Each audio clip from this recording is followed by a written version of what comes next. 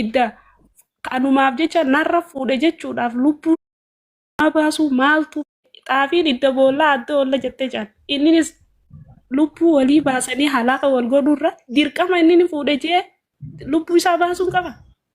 Lubbuu baraan lubbuu walaa baasanii jenne ila waan jedhe takkatti siin galle na fakka. Ani laali kan jedhe kan tiya dubbin tan jedhe jechuudha. Akka hoo barbaade bari yoo baqqaa fedha kiyya jedhe haa fuudhu garuu na wajjin jiraachuu hin danda'u. Garuu ammoo isarra miidhaa takka yaadun. Waan takka amma waan garagaraatti naqee jaarsa kiyya miidhuu abadan kana keessa kiyya hin jiru onnee kiyya keessa hin jiru. Garuu akka narra fuudhu ima eeyyame. Fuudhus waan biraa miidhaa biraarra geessuu hin eeyyamuun jedhe Itoophiyaa keessatti jechuudha. Abadan dhiironni Itoophiyaa taaniyyoo suba kan goone fuudhuu deemti. Waan shariyaa jecha jedhu bicha qirincaa fi qabattee deemti malee taaniyyuu bakka hin goone habibti tiyya. Dhiirri Itoophiyaa kamtu haadha manaa ofii qajeelchee horateeti irra fuudhu. Amma yoo irra fuudhes yoo abboo namni kissi sirra dhiyeessaa tun ijoollee nu jalaa jallifti nurra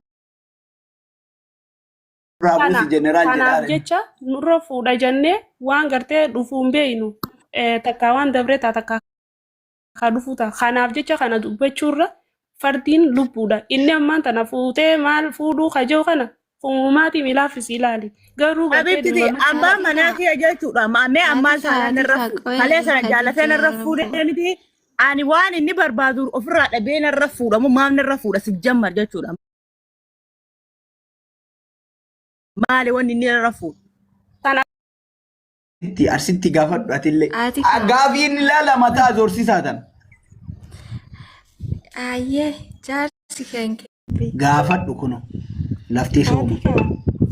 Waay. Assalamualaikum. Waalaikumsalam. Kai maali sila maaliif dorgita jaarsa kee yoo ka danda'ee bulfatu ta'e wanti ati daangessituuf maali rakkoon isaa? Ila laalika habibti kiyya jaarsi Itoophiyaa dhiirri Itoophiyaa homaa taanii itti ta'ee irratti fuudhu dargitee ila bilginnaadha malee suni wanti takka itti ta'ee taanii waa godhee ajaja shariyaan jedhe guutee fuudhu takka hin jiru Itoophiyaa keessa. Hanga fedhatu qabaate iyyuu taanii yoo duba kan goon irra fuudhuu deema jechuudha. Taanuu oduu luka qajeelchee irraa dhaqna jechuudha. Luka qajeelchee irraa dhaqna lukarraa dhiqoo eettaanitti. Yaani inni irraa dhiqoo dunkaana ta'isaa sunu qajeelchitee luka ofii osoo hin dhiqatin yookiin ilmoo isaa sunu oduu qajeelchitee uffata gaarii nyaata gaarii nyaatin kabiraarraa fuudhuu deema dhiirri Itoophiyaa jechuudha. Laa bari yoo isin danda'ee kan Atika. Waay. Dubbisaa isin martuu tun ilaalta gaafii gaafatan olii dhadhii. Obboleettii qaalii gaafii takka si gaafachuu barbaada. Eshi na gaafadhu.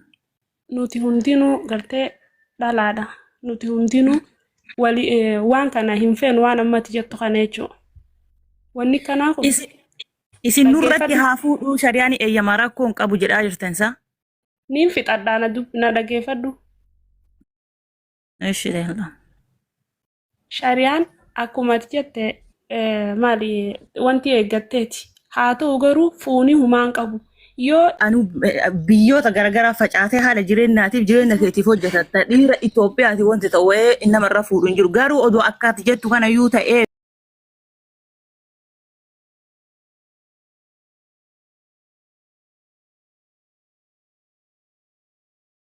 amma isin yookiin fayyadummaa fi waa'ee shari'aatii waa'ee diinii qabattee irra murteeffatee jechuudha. Haa fuudhuu jedhaa jirti isin jechuudha. Inni ammoo waa'ee diinii qabatee oduu hin taane inni irra yaadee gara fuudhaa deemu.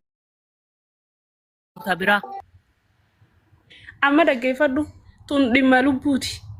Kun fuudhaa fi maarreen kun haa hafuu maatii miti sunnaadha kun maaliif waan gartee namni kanarra walii galee jiru waan biraati kan irra jiran garuu fuudhaa fi fuudha kana asirratti kana nutuma haasa'u jira malee uummanni kana quban qabu inni garuu waan gartee wal godhan rabbii beeka immoo waan ati jettu kun naaf ta'an si mormuu kiyyaa miti garuu bakka lubbuu kana wanni nandiitu jiru as kana sababsannee namni biroo too waraabanii maal jedhan irraf maarree wahuma nuti haasa'u nu kana fuudhanii bakka birootti haasa'u ni mala akka akkas hin taane jechuufi malee as gubbatti sababaa gartee dhimma abdii kanaan lubbuun abdii akkan haala keessa jiru kana rabbii beeka jechuudha.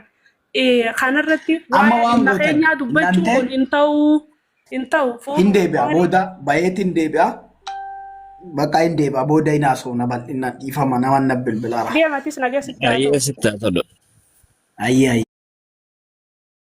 Du'aa hinaa godha. Boona ala dhageessa. Fuudhumoo maali rakkoon haa fuudhu.